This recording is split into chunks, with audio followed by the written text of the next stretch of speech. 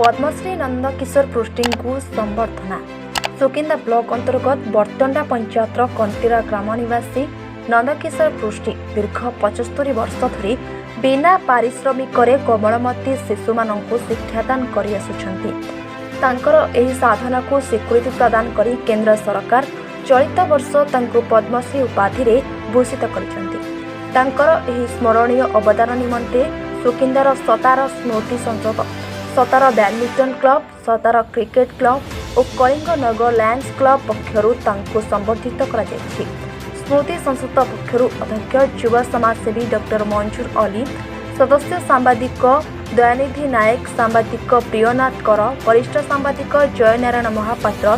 शिक्षाविद मनोरंजन दास, सूर्यकांत पात्र, जुल्फिकर अली, शिवप्रसाद सिंह सामत, क्रिकेट क्लब पक्षरु अंतर्यामी द्विवेदी, अक्षय कुमार बेहरा, जसवंत सावत, कार्तिक लाल भट्टाचार्य, लैंड्स क्लब पक्षरु चितरंजन स्वाई, सफिक खान, संदीप जेना, देवेंद्र जेना प्रमुख नंद मास्टर चाटशाली पहुंची